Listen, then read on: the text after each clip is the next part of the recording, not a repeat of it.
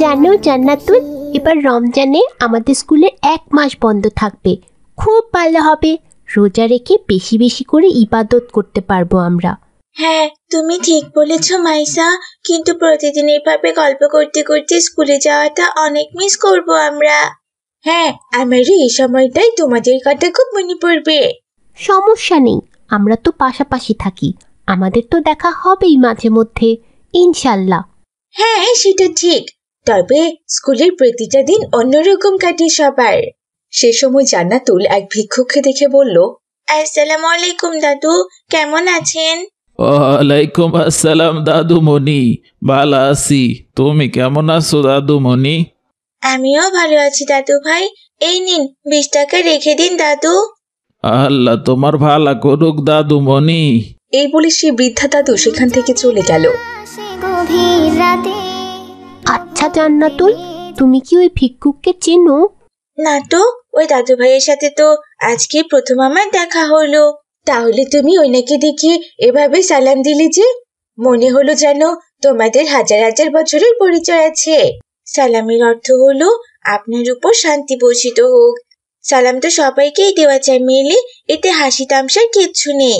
তাড়াতাড়ি চলো, আমাদের স্কুলে দেরি হয়ে যাচ্ছে। হ্যাঁ হ্যাঁ, তাড়াতাড়ি চলো।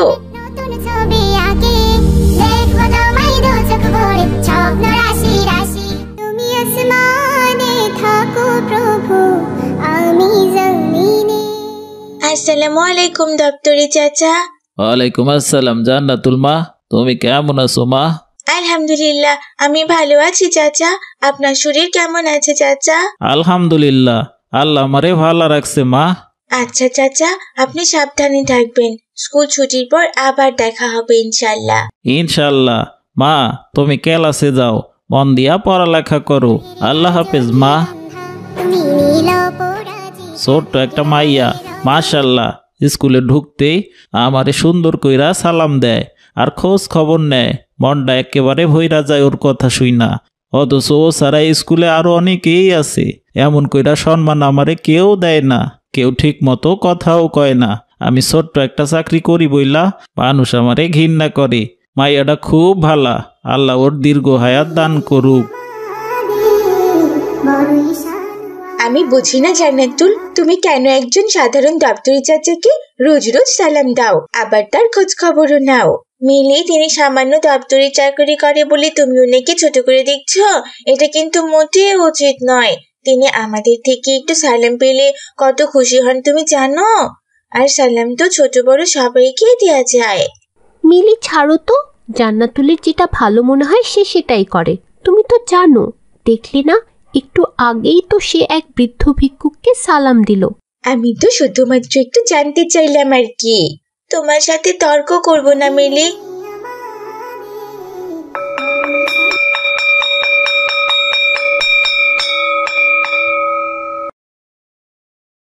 আরে জান্নাতুল কোথায়? ওকে তো দেখছি না। ও কি আমাদেরকে রেখে চলে গেল? জান্নাতুল তো কখনোই এমনটা করে না। চিন্তা করছো কেন মিলি? হয়তো আন্টি এসে ওকে নিয়ে গেছে। চলো আমরাও বাড়ি যাই। হ্যাঁ, ঠিক বলেছ। বেশি দেরি হলে আমার মা বাবা রেগে যাবেন আমার উপর। কিন্তু জান্নাতুল এটা কি ঠিক করলো? আমাদের অন্তত বলে যেতে পারতো। বাদ দাও তো মাইসা, হয়তো ওর কোনো বড় কাজ ছিল, তাই এমনটাও করেছে। চলো আমরাও চলে যাই। আমি যখনই শুনি আমার মন। এদিকে বিকেল পুড়িয়ে সন্ধ্যা হয়ে আসছে, কিন্তু জান্নাতুল এখনো বাড়িতে ফেরেনি। জান্নাতুলের বাবা, জান্নাতুল এখনো কেন স্কুল থেকে ফিরলো না? এত দেরি তো ওর হওয়ার কথা না। এত চিন্তা করছো কেন হালিমা? হয়তো জান্নাতুল ওর বান্ধবীর বাসায় গেছে, ওদেরকে ফোন দাও, তাহলেই তো জানতে পারবে। হ্যাঁ, তুমি ঠিক বলেছো। আমি এখনই মাইশা ও মিলির বাসায় ফোন দিচ্ছি। হায় খোদা, জান্নাতুলের বাবা, ওরা বলছে জান্নাতুল স্কুল থেকে সবার আগেই বের হয়ে গেছে। তাহলে মেয়েটা গেল কোথায়? আমি কি একবার স্কুলে গিয়া খোঁজ নিব? কিন্তু জান্নাতুল তো বলছিল স্কুল নাকি আজ থেকে পুরো রমজান মাসের জন্য বন্ধ হয়ে যাবে। এখন স্কুলে গেলে কাউকে তো তুমি পাবে না। তাহলে এখন কি করব হালিমা? আমি জান্নাতুলকে কোথায় খুঁজবো? আমার কি এখন থানায় যাওয়া উচিত? হ্যাঁ, আমার মনে হয় থানাতেই ফোন করা ভালো হবে। কেউ কি আছেন? দরজাটা একটু খুলুন, আমি ভিতরে আটকে পড়েছি। দরজাটা একটু খুলুন না। হায় আল্লাহ, কেউই তো দরজাটা খুলছে না। স্কুল তো 30 দিনের জন্য বন্ধ হয়েছে। এখন আবার কি হবে আল্লাহ? লা ইলাহা ইল্লা আনতা সুবহানাকা ইন্নী কুনতু মিনাজ জালিমিন। এদিকে স্কুলের দপ্তরি চাচার বাড়ি চলে যেতে ধরে হঠাৎ মনে পড়ল আজকে তো জান্নাতুল তাকে বিদায় সালাম দেয়নি। আরে জান্নাতুল মাইয়াটা হঠাৎ কই গেল? ও তো প্রতিদিন স্কুলে ঢোকার সময় আর বের হওয়ার সময় আমারে সালাম দেয়। আমার থাইকা বিদায় না নিয়ে সে বাড়িই যায় না। কিন্তু আজকা মাইয়াটা তো আমারে সালাম দিল না। তার মানে কি ও এখনো স্কুলের মধ্যেই আছে? হাই আল্লাহ, আমার মনে হয় সে এখনো স্কুলেই আছে। এরপর সে স্কুলে ফিরে গিয়ে স্কুলের মধ্যে খোঁজাখুঁজি শুরু করলো। এক পর্যায়ে সে ওয়াশরুমের দরজায় ধাক্কানোর শব্দ শুনতে পেল। জান্নাতুল মামুনি, তুমি কি ভিতরে আছো? দপ্তরি চাচা, আমি ভিতরে আটকা পড়ে গেছি, আমাকে বের করুন চাচা। এরপর দপ্তরি চাচা দরজা খুলে তাকে উদ্ধার করে তাকে তার বাড়িতে নিয়ে যায়। জান্নাতুল দৌড়ে গিয়ে মাকে জড়িয়ে ধরে কাঁদতে থাকে। মা, তুমি কোথায় ছিলে আর কান্না করছো কেন তুমি? আমরা কত চিন্তা করছিলাম তোমার জন্য মা। মা, আমি স্কুলের ওয়াশরুমে আটকা পড়েছিলাম। এই দপ্তরি চাচা আজ না থাকলে হয়তো তোমরা আমাকে আর ফিরেই পেতে না মা। ওই যে স্কুলের ঘন্টা একটা গল্প আছে না, স্কুলের টয়লেটে আটকা পড়ে একজন মারা যায়, আমার সাথেও আজ তেমনটাই ঘটতো। হায় হায়, কি ভয়ানক কথা। আচ্ছা আঙ্কেল, আপনি বুঝলেন কিভাবে যে জান্নাতুল স্কুলের ওয়াশরুমে আটকা পড়েছে? আমি তো স্কুল গেটের তালা বন্ধ কইরা চইলাই যাইতাছিলাম। হঠাৎ কিছু দূর যাওনের পর আমার মনে পড়ল জান্নাতুল মামুনি কখনো তো আমারে সালাম না দিয়ে স্কুল থাইকা যায় না। কিন্তু আজকে সে যাওনের সময় আমারে সালাম দিল না কেন? তাই বুঝা আমি আবারও স্কুলে চইলা আইলাম মা, তারপর তারে উদ্ধার করি। সুবহানাল্লাহ, আজ আমি বুঝতে পারলাম একটা সালামের কত শক্তি। আমরা তো দপ্তরি চাচাকে একদিনও সালাম দিতাম না, কিন্তু জান্নাতুল প্রতিদিনই তাকে সালাম দিত আর তার খোঁজ খবর নিত। আর সেই সালামের জন্য আজকে ও এত বড় বিপদের হাত থেকে বেঁচে গেল। হ্যাঁ মিলি, আজ বুঝেছি আমাদের উচিত ছোট বড় সবাইকে সালাম দেওয়া, সবার খোঁজ খবর নেওয়া। তাহলে তারাই একদিন আমাদের কোনো না কোনো উপকারে আসবে। তো ছোট্ট বন্ধুরা, বুঝলে তো সালাম দেয়া মানুষের সাথে ভালো ব্যবহার করা আমাদের কতটা জরুরি। আজ তাহলে এখানেই বিদায় নিচ্ছি ছোট্ট বন্ধুরা, ভালো থেকো তোমরা। আসসালামু আলাইকুম রহমতুল্লাহ। মহল্লার এক বিত্তশালী পরিবারের মেয়ে মিলি। তার বাবা ছিলেন ধনী ব্যবসায়ী। মিলি যা চাইতো সে তাই পেত। দামি পোশাক, দামি খেলনা সবই তার হাতে তুলে দেওয়া হতো। তবুও সে খুশি হতে পারত না। একদিন সকালে তার মা রেহানা বেগম তাকে অনেক রকমের খাবার খেতে দিল, কিন্তু তা দেখে মিলি বলল, এইসব কি আম্মু? আমি তো এসব খাবার খাবো না। কেন মা? আমি আজ তো তোমার পছন্দের খাবারই রান্না করেছি। দেখো, পরোটা বানিয়েছি, খেয়ে দেখো মা। পরোটাগুলো একবারে রেস্টুরেন্টের মতোই স্বাদ হয়েছে। রেস্টুরেন্টের মতো স্বাদ? রেস্টুরেন্টের খাবারের সঙ্গে এই খাবারের তুলনা করা মানেই তো হাস্যকর আম্মু। আমি আজ রেস্টুরেন্টে খাবো, এসব সাধারণ খাবার আমি খেতে পারবো না মা। মারে, বাসার খাবারই কিন্তু সবচেয়ে ভালো খাবার, আর বাইরের খাবার বেশি খেলে অসুস্থ হয়ে যাবে মা। অসুস্থ হব কেন? তুমি তো জানোই আম্মু, আমি আমার পছন্দের ছাড়া কোনো খাবার খাই না।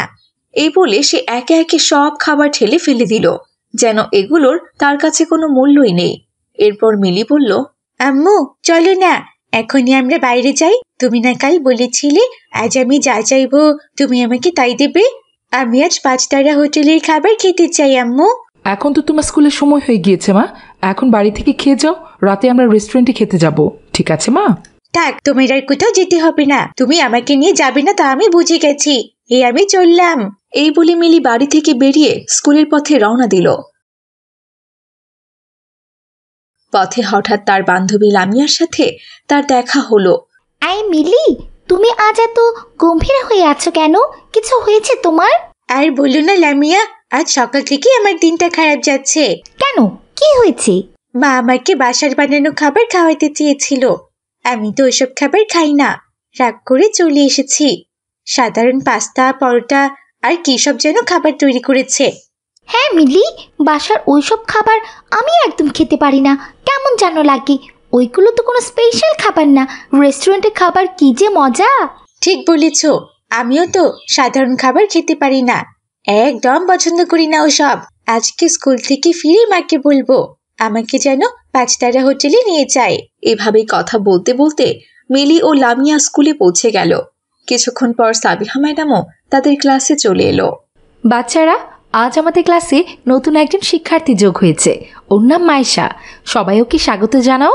মাইসা সাধারণ এক গরিব ঘরের মেয়ে। ওর সাধারণ ড্রেস দেখে লামিয়া আর মিলি হাসি ঠাট্টা করতে লাগলো। দেখেছো মিলি, ওর জামাগুলো কেমন পুরানো। এই স্কুলে কি এখন গরিবদেরও ভর্তি নেওয়া হয় নাকি? তা তো আমি আগে জানতাম না। চুপ করো তোমরা। মাইশা অনেক ভালো ছাত্রী। ও আমাদের স্কুলে জেলা শিক্ষা অফিসারের সুপারিশে ভর্তি হয়েছে। আশা করি তোমরা সবাই ওর সাথে ভালো ব্যবহার করবে, এই আমি বলে গেলাম। এই বলে সাবিহা ম্যাডাম চলে গেল। মাইসাও ধীরে ধীরে বসার জন্য একটা খালি বেঞ্চের দিকে এগিয়ে গেল। সে জান্নাতুলের পাশে বসতেই মিলি উচ্চস্বরে বলল, ওহ নো, তুই এখানে কেন? তুই আমার পাশে বসতে পারবি না। হ্যাঁ, ঠিকই বলেছে মিলি, আমাদের এখানে তোর বসতে হবে না। তোর মতো গরিবদের বসার জন্য আলাদা জায়গা আছে, একদম পেছনে। তোমরা এভাবে বলছো কেন? ওর কি দোষ? ওকে বসতে দিবে না কেন তোমরা? সে গরিব, আর গরিবদের সঙ্গে কি আমাদের মতো বড়লোকদের বসা মানায়? এই কথা শুনে মাইসা ভীষণ কষ্ট পেল। কিন্তু আজ স্কুলে তার প্রথম দিন, সেজন্য কাউকে সে কোনো কিছুই বলতে পারল না। মিলি, লামিয়া, তোমাদের এটা কি ধরনের ব্যবহার বলো তো? আমরা সবাই তো মানুষ, আমাদের সবার সমান অধিকার আছে। ইসলাম আমাদের শিখিয়েছে অহংকার আল্লাহর অপছন্দনীয় গুণ। যারা অন্যকে তুচ্ছ করে কথা বলে তারা একদিন নিজেরাই অনেক নিচে নেমে যাবে। এসো তো মিলি, ওদের সাথে কথা বলো না, তুমি আমার পাশে বসো। প্রথম দিনের স্কুল শেষ করে মাইসা তার বাড়িতে ফিরে এলো। মাইসার বাবা কামাল মিয়া তাকে দেখে বলল, মাইশা মা, স্কুল কেমন হলো আজ তোমার? ঠিকই ছিল বাবা। কি হয়েছে মা, মন খারাপ লাগছে কেন তোমার? না, কিছু না বাবা, শুধু ক্লাসের কিছু মেয়ে, মানে তারা আমাকে দেখে। আমতা আমতা করে বলছো কেন মা? বুঝেছি মা, বড়লোকের মেয়েরা তোমার সাথে খারাপ ব্যবহার করেছে, এতে মন খারাপের কিছু নেই মা। বড়লোকদের অনেকেরই এরকম স্বভাব আছে, অহংকার ছাড়া তারা কিছুই বুঝতে চায় না। কিন্তু মনে রেখো মা, মানুষের মূল্য টাকা দিয়ে হয় না, হয় চরিত্র আর ভালো ব্যবহার দিয়ে। হ্যাঁ বাবা, কিন্তু ক্লাসের একজন মেয়ে ছিল, সে ওদের মতো ছিল না। ওর নাম জান্নাতুল, সে আমাকে বন্ধু বানিয়েছে। এমন সময় রান্নাঘর থেকে মাইসার মা জামিলা এসে বলল, কি ব্যাপার মা, আজ তোমাকে খুব ক্লান্ত লাগছে। যাও মা, হাত মুখ ধুয়ে এসো, আমি খাবার দিচ্ছি। পরের দিন সকালবেলা মাইসা স্কুলের জন্য প্রস্তুত হচ্ছিল। জামিলা পাশের বাড়ি থেকে আটা চেয়ে এনে মাত্র একটা রুটি বানিয়ে মাইসাকে টিফিনের জন্য দিল। এই রুটিটা স্কুলে গিয়ে টিফিনে খেয়ে নিও মা, আজ তো বেশি কিছু বানাতেই পারলাম না, ঘরে যে তেমন কিছুই নেই। মা, এটাই তো অনেক কিছু, শুকর আলহামদুলিল্লাহ, আল্লাহ তাআলা যা দিয়েছেন। কামাল মিয়া মেয়ের দিকে তাকিয়ে ভাবল তাদের ঘরে খাবারের অভাব, তবুও তার মেয়ের মুখে আল্লাহর প্রতি শুকরিয়া আছে। এরপর মাইসা স্কুলে চলে এলো। ক্লাস শেষে টিফিন টাইমে টিফিন বক্স খুলে বাহিরে খাবার বের করলো অনেকেই, কিন্তু মাইসা তার মায়ের দেয়া একটা মাত্র রুটি বের করলো। এই দেখি তো, তুই তোর টিফিনে কি এনেছিস? এটাই তোর টিফিন, শুধুমাত্র এই একটা রুটি? এই তো দেখি ফকির একটা মেয়ে, ফকিরও তো রুটি ভিক্ষে নেয় না। এভাবে মিলি আর লামিয়া মাইসাকে অপমান করছিল। এমন সময় জান্নাতুল সেখানে এলো আর ওদেরকে দূরে সরে যেতে বলল। মাইসা, এই এক টুকরো রুটি খেয়ে তোমার কি পেট ভরবে? আলহামদুলিল্লাহ, এটা দিয়ে আমার পেট ভরে যাবে জান্নাতুল। তুমি চাইলে আমার টিফিনও খেতে পারো। না জান্নাতুল, তোমাকে অনেক ধন্যবাদ। মাইসা সামান্য একটা রুটি খেয়ে আল্লাহর শুকরিয়া আদায় করছিল, অন্যদিকে মিলি খাবার অপচয় করছিল। দূর, আজকাল ফ্রেঞ্চ ফ্রাই খেতেও একদম ভালো লাগে না, অত অয়েলি। আমি তো এগুলো খাবই না, ফেলে দেবো এগুলো। এই বলে সে হাতের ফ্রেঞ্চ ফ্রাই ছুঁড়ে ফেলে দেয়। আর এই অপচয় দেখে জান্নাতুল আর মাইসা অবাক হয়ে তাকিয়ে থাকলো। জান্নাতুল আর সহ্য করতে না পেরে এসে বলল, মিলি, তুমি এত খাবার অপচয় করছো কেন? এটা কি ঠিক বলো? আমার যা ইচ্ছা তাই করব। আমি কি তোদের মতো গরিব যে শুধুমাত্র এক টুকরো রুটি খাবো? ঠিক বলেছো মিলি, আমরা তো বড় লোক, আমাদের ওসব গরিবের চিন্তা করতে হবে না। আমাদের যা ইচ্ছা তাই করব, খাবার খাবো, ফেলে দেব, নষ্ট করব, তাতে ওদের কি? এমন কথা শুনে মাইসা আর চুপ থাকতে পারল না। সে মিলি আর লামিয়াকে উদ্দেশ্য করে বলল, কিন্তু মিলি, ইসলাম কি আমাদের এইসব শিক্ষা দেয়? আল্লাহ তাআলা বলেছেন, তোমরা খাও ও পান করো, কিন্তু অপচয় করো না। নিশ্চয় তিনি অপচয়কারীদের পছন্দ করেন না। হ্যাঁ মিলি, তুমি তো খাবার ফেলে দিলে, অথচ দেখো মাইসার মা বাবা কত কষ্ট করে তার জন্য শুধুমাত্র এক টুকরো রুটি জোগাড় করতে পেরেছে, আর সে সেটাই শুকরিয়া আদায় করে খাচ্ছে, তার কোনো অভিযোগও নেই। মিলি আর কোনো কিছুই বলল না। সেদিন সে বাড়িতে ফিরে এলো। রাতের বেলা মিলি বিছানায় মোবাইল স্ক্রল করছে। হঠাৎ তার মা রেহানা এসে ব্যাগ গোছাতে শুরু করলো। আম্মু, তুমি কোথায় যাচ্ছ? আমি দুদিনের জন্য তোমার খালার বাড়িতে যাচ্ছি। তোমার খালা হঠাৎ অসুস্থ হয়ে পড়েছেন, আমাকে দেখতে যেতে হবে। কি বলো আম্মু, আমাকে একা রেখে তুমি চলে যাবে? তুমি তো বড় হয়েছো মা, আর ফ্রিজে অনেক খাবারও আছে, আর কিছু দরকার হলে লামিয়ার বাসায় যেও, 2 দিন একটু ম্যানেজ করে নাও মা। আচ্ছা ঠিক আছে আম্মু, যাও তাহলে। এরপর রেহানা 2 দিনের জন্য তার বোনের বাড়িতে চলে গেল। মিলি নিজের ইচ্ছা মতো ফ্রিজে রেখে যাওয়া খাবার অপচয় করে খেলো। মাত্র একদিনেই সে সব খাবার শেষ করে ফেলল। পরদিন সে ফ্রিজ খুলে দেখে আর কোনো খাবার নেই। ধুর, ফ্রিজে তো কোনো কিছুই নেই দেখছি। আম্মু একটু বেশি করে খাবার রেখে যেতে পারলো না? এখন কি আমাকে এভাবে স্কুলে যেতে হবে? টিফিনে কি নিয়ে যাব? ভীষণ ক্ষুধাও পেয়েছে আমার, আমি এখন কি করব? আরে, এত চিন্তা করছে কেন? স্কুলে গিয়ে লামিয়ার সাথে টিফিন ভাগ করে খাবো, তাহলেই তো হলো। এই বলে মিলি স্কুলে চলে এলো। স্কুলের সব বাচ্চারাই টিফিন এনেছে, শুধু মিলি আনেনি। মাইসা প্রতিদিনের মতো আজও একটা রুটি নিয়ে এসেছে। ক্লাস শেষে টিফিন টাইমে মিলি লামিয়াকে বলল, লামিয়া, আমার একটু খাবার দরকার, তোমার টিফিনটা দেবে আমাকে? মিলি দুঃখিত, আজ আমার নিজের জন্যই খাবার কম এনেছি, আমি দিতে পারবো না তোমাকে।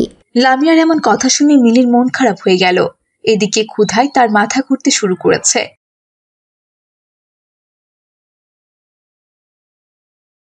এমন সময় মাইসা এসে বলল, এই নাও মিলি, আমার রুটি থেকে অর্ধেকটা খেয়ে নাও। কিন্তু তুমি কি খাবে? আমি তোমাকে কত অপমান করেছি, তবুও তুমি আমাকে রুটি দিচ্ছ? ইসলাম আমাদের শিখিয়েছে, যারা বিপদে কাউকে সাহায্য করে আল্লাহ তাআলা তাদেরকে বেশি ভালোবাসেন, আর ক্ষুধার্তকে সাহায্য করলে আল্লাহ বেশি খুশি হন। এরপর মিলি ও মাইসা একটা রুটি দুজনে ভাগ করে খেলো। তখন মিলির চোখে পানি চলে এলো। সে জীবনের প্রথমবার অনুভব করলো খাবার কি জিনিস।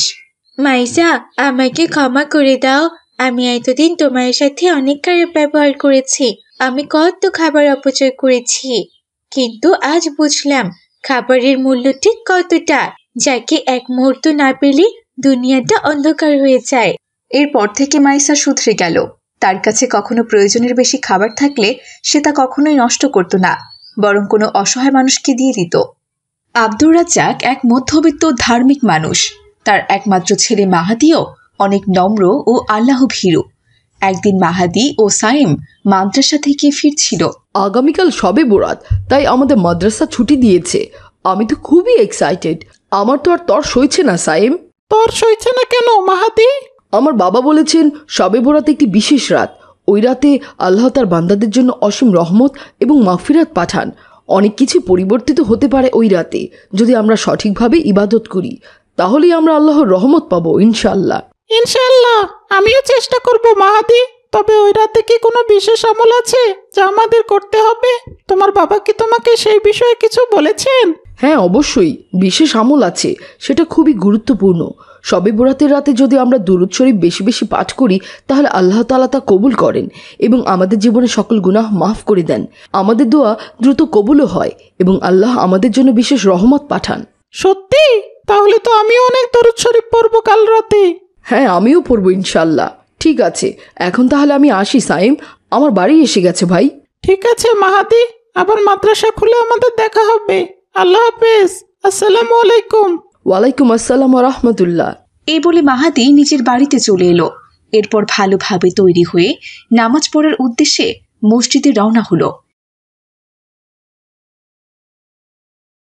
নামাজ শেষ হলে মাহাদি তার হুজুরকে বলেন, আসসালামু আলাইকুম হুজুর। ওয়ালাইকুম আসসালাম ও রহমতুল্লাহ। হুজুর, কাল শবে বরাত, আপনি কি আমাকে বিশেষ কিছু আমল বা দোয়ার বিষয় জানাবেন? আমার খুব জানার ইচ্ছে, আমি সেই আমলগুলো করতে চাই। হ্যাঁ মাহাদি, ওই রাতে একটি বিশেষ আমল রয়েছে, বেশি করে দরুদ শরীফ পাঠ করা। যে ব্যক্তি শবে বরাতে একাধিকবার দরুদ শরীফ পাঠ করবে, আল্লাহ তাআলা তার গুনাহ মাফ করে দিবেন এবং আল্লাহ তার উপর বিশেষ রহমত নাজিল করবেন। তাই নাকি হুজুর? আমি তাহলে ওই রাতে 10,000 বার দুরুদ পাঠ করব। হ্যাঁ মাহাদি, ওই রাত আমাদের জন্য অনেক গুরুত্বপূর্ণ।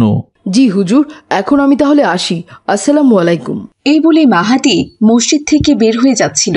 এরপর সে খেয়াল করলো মহল্লাবাসী কয়েকজন একে অপরের সাথে কথা বলছে। কাল তো শবে বারাত, কিন্তু আমার অফিসের অনেক কাজ পড়ে আছে, ক্লায়েন্টের সাথে মিটিংও আছে, তাই কালকেও বেশিক্ষণ বোধহয় মসজিদে থাকার সময় পাবো না। আমারও ভার্সিটির অ্যাসাইনমেন্ট আছে, আমি বিশেষ সময় দিতে পারবো না, শুধু এশার নামাজটা পরেই চলে যাব। মাহাদি তাদের এমন কথা শুনে মন খারাপ করে সেখান থেকে চলে এলো। মাহাদি অনেক ছোট মানুষ, সে তাদেরকে বোঝাতে পারবে না, সেই জন্য। আমাদের ব্যস্ততা তো থাকবেই, কিন্তু শবে বরাতের রাতে আল্লাহ যদি আমাদের একটু সময় দিতে পারেন, তবে কি তাকে দেওয়ার মতো আমাদের কি সময় হবে না? দুরুদ পাঠের মাধ্যমে আল্লাহ আমাদের সকল দুঃখ কষ্ট দূর করবেন, তা আমি বিশ্বাস করি। মাহাদি বুঝতে পারল মহল্লার বিভিন্ন মানুষ ব্যস্ততা ও কাজের অজুহাতে শবে বরাতের ফজিলত থেকে বঞ্চিত হতে যাচ্ছে, কিন্তু সে তা হতে দেবে না।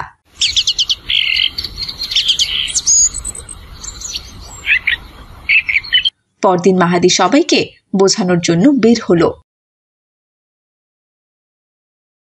আসসালামু আলাইকুম রিয়াদ ভাই, আপনি কি আজ রাতে আমার সাথে মসজিদে যাবেন? আজ তো একটি বিশেষ রাত। ওয়ালাইকুম আসসালাম মাহাদি। না মাহাদি, আমি সময় দিতে পারবো না, আজ আমার ভার্সিটির অ্যাসাইনমেন্ট আছে, আমাকে রাত জেগে অ্যাসাইনমেন্ট করতে হবে।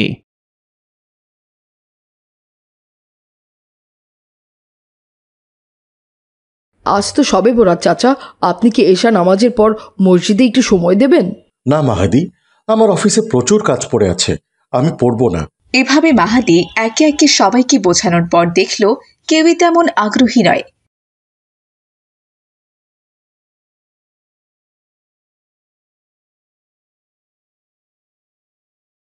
তাই সে সিদ্ধান্ত নিল সে একাই বাড়িতেই আমল করবে।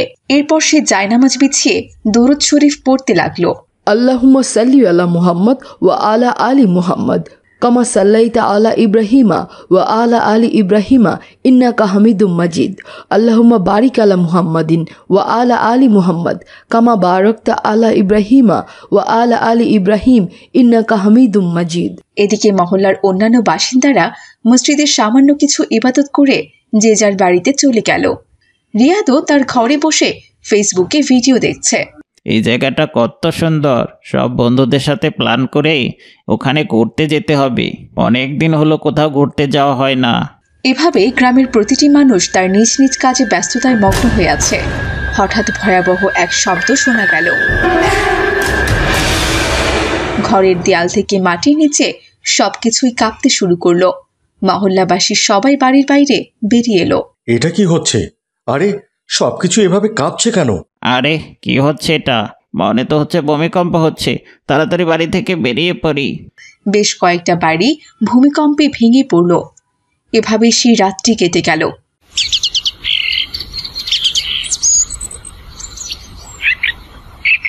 পরের দিন সকালে মহল্লার সবাই তাদের ভাঙা বাড়ি ঘর দেখতে এলো।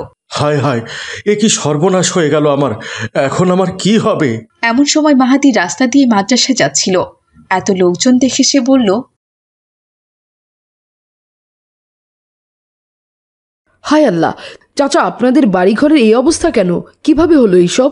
সাইম তখন মাহাদিকে বলল, তুমি জানো না মাহাদি, গতকাল রাতে ভূমিকম্প হয়েছে, ভূমিকম্পতে তাদের বাড়িঘরের এই অবস্থা হয়েছে। ভূমিকম্প? ই আল্লাহ, কি বলো তুমি সাইম? ভূমিকম্প কখন হলো? কাল রাতেই তো ভূমিকম্প হলো, তুমি কি বুঝতে পারোনি মাহাদি? না, আমি তো কিছুই বুঝতে পারিনি। আমি তো নিজেই নিজের ঘরে ইবাদতে মগ্ন ছিলাম, সারা রাত ইবাদত করেছি আমি। বাবা মাহাদি, আমাদের বাড়ি তো পুরোপুরি ভেঙে গেছে, কিন্তু তোমার বাড়ি কোথাও কোনো কিছুই হয়নি। তুমি তো বুঝতেই পারোনি যে ভূমিকম্প হয়েছে। হ্যাঁ চাচা, এটাই দুরুদ শরীফের ফজিলত। দুরুদ শরীফই আমাকে রক্ষা করেছে। এটাই তো আল্লাহর রহমত চাচা। হ্যাঁ, আমাদেরই ভুল হয়েছে বাবা। আমরা তো রাতে ঠিকভাবে ইবাদত করিনি, আলসেমি করেছি, তাই আল্লাহ আমাদেরকে এই শিক্ষা দিয়েছেন। আসলাম সাহেব খুবই লজ্জিত হতে লাগলো, তাই সে ইমাম সাহেবের কাছে গেল। আসসালামু আলাইকুম হুজুর।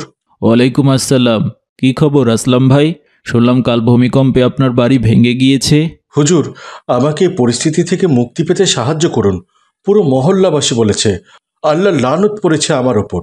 আপনি যদি আল্লাহর নাফরমানি করেন তাহলে তো আল্লাহর গজব আপনার উপর হবেই ভাই। হুজুর, এর থেকে বের হওয়ার কি কোনো উপায় নেই? আছে ভাই, আল্লাহ তাআলা অতি ক্ষমাশীল। আপনি তওবা করুন এবং নিজের কৃতকর্মের জন্য অনুতপ্ত হন। আল্লাহ আপনাকে আপনার সম্মান ফিরিয়ে দিবেন ইনশাআল্লাহ। এরপর আসলাম সাহেব মহল্লার সবাইকে নিয়ে একসাথে দরুদ পড়া ও ইবাদত করার আয়োজন করলো। এইসব দেখে মাহাদি বলল, কালকে রাতটা ছিল শবে বরাতের রাত। আমি আর আমার পরিবার ইমাম সাহেবের কথা মতো সারা রাত আমল করেছিলাম, দুরূদ শরীফ পাঠ করেছিলাম, আল্লাহর কাছে সাহায্য চেয়েছিলাম। নিশ্চয় আজকের থেকে কালকের দিনের বরকত বেশি ছিল। আল্লাহর রহমত সব কিছুর ঊর্ধ্বে। আমরা তো মানুষ, ভুল তো হতেই পারে, তবে আল্লাহ আমাদের ক্ষমা করেন যদি আমরা সত্যিকারে তওবা করি, আমরা সঠিক পথে ফিরে আসি। আল্লাহ আমাদের কখনোই দূরে রাখেন না। আসলাম সাহেব মাথা নিচু করে নিজের ভুল বুঝতে পেরে অনুতপ্ত হয়ে আল্লাহ তাআলার কাছে তওবা করে। আমি ভুল করেছিলাম আল্লাহ। কালকের রাত আমাকে শিক্ষা দিয়েছে। আমি আমার কাজের মধ্যে এতটাই ডুবে গিয়েছিলাম যে আমি আল্লাহকে মনেই রাখিনি। আমি তোমার কাছে ক্ষমা চাই আল্লাহ। আমাকে ক্ষমা করে দাও মহান মালিক। সময় থাকতে নিজের ভুল বুঝতে পারাটা উত্তম চাচা। আল্লাহর রহমত ছাড়া কিছুই সম্ভব না। আমরা আল্লাহর পথেই চলব, সঠিক সময়ে আমল করব, যেন এমন গজব আর কোনোদিন না হয়। এরপর মাহাদি নিজের বাড়ির পথে হাঁটতে হাঁটতে ভাবতে লাগলো দরুদ শরীফের কতই না ফজিলত। শুধু আখিরাতে না, দুনিয়াতেও আল্লাহ তাআলা তাকে কত সম্মান দিয়েছেন এবং তাকে কত বড় বিপদ থেকে রক্ষা করেছেন।